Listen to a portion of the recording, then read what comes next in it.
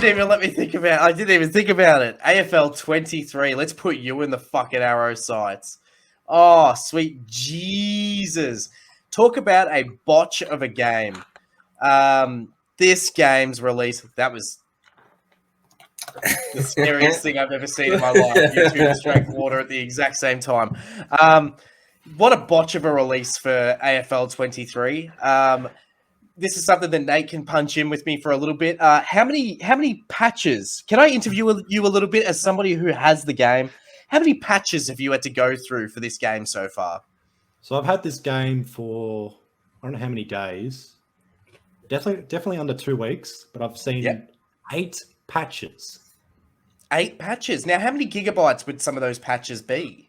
Oh, for fuck's sake. 6 to 8 gig. Yes. Just sort of out of curiosity, 6 to 8 gig, 10 gig? I'm actually surprised at how big this game is in terms of, the size for such a shit fucking game. So we can all sort of sit here and go, well, you know what that sort of means? The game wasn't fucking ready. And I'm sick of big game companies, and I know Big Ant is not a big game company, but I'm sick of any game company that wants to make a game and release it unreleased. And this is another one that's coming out. No game has really dominated been really good the last few years. Like there's a handful here and there. I shouldn't say any game's been bad, but there's been a handful here and there that are very good, but that's it.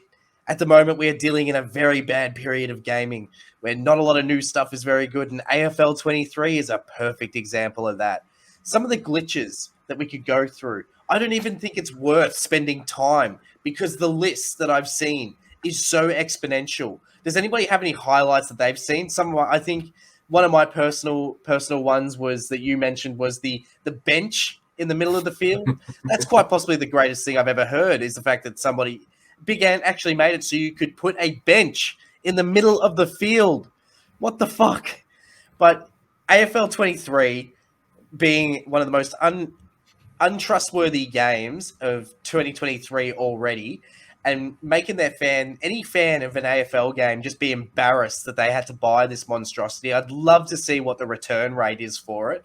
The AFL is probably going to lose money on this one because there's absolutely no way that this game was ready. You're better off playing something like an AFL Evolution 2 that was a little bit more fun.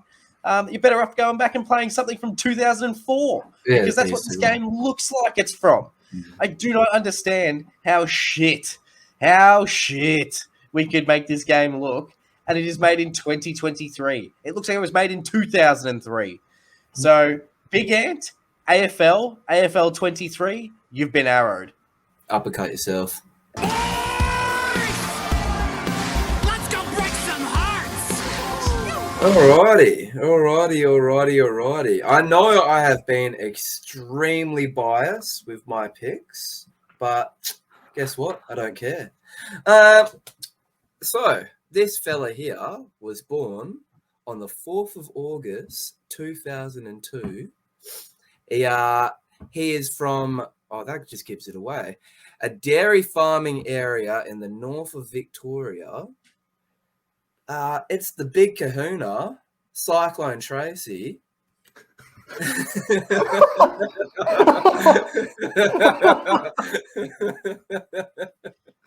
Why are you laughing? Why are you laughing? This is cereal. I'm super cereal. He's blasted you a little bit. He was recruited by Fremantle with their first selection, 7th overall in the 2021 rookie draft. He's just a big unit. He tacks packs, and I love to see it. And the best part about him is he's going to keep Taverner out of the team. So in my mind, he's the boyest of boys. And I hope to see more from him. Woo! What are you doing to your finger there? Is that supposed to be a cyclone? It's a cyclone, mate. Okay. Just keep him away from Darwin.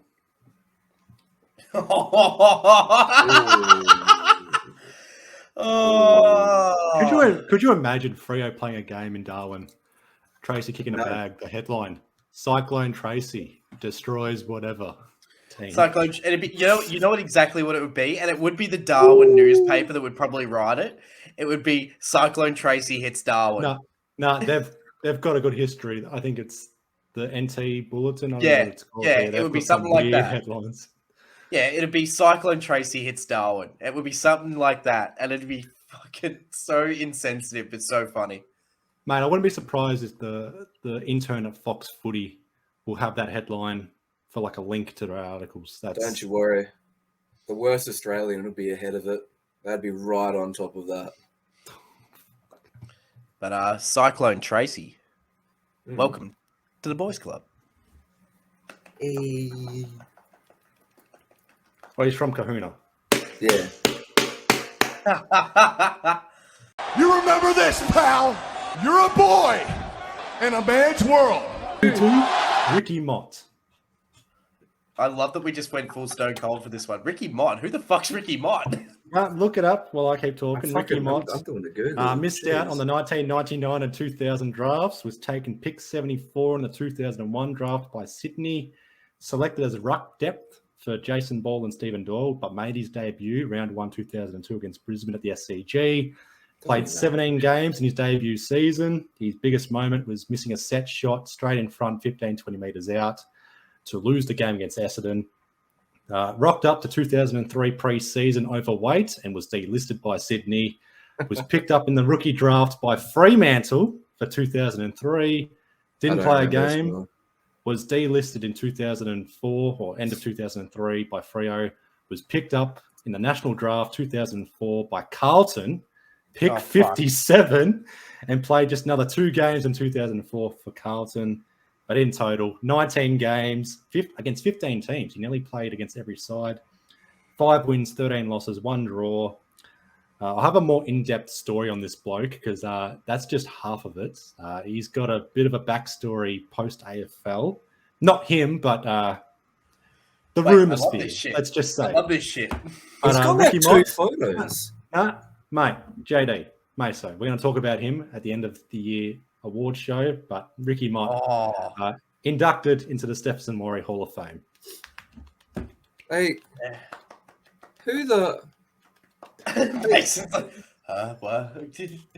Not even Google knows who this fella is. I mean, even I'm confused. I'm like, what? I can't wait for this. Like, I can't wait for the end of year show now to get more on this one. Cash time! Wow. He's missing. He's MIA. Cash to watch. He didn't show up on Dynamite this week, and that's the cash to watch.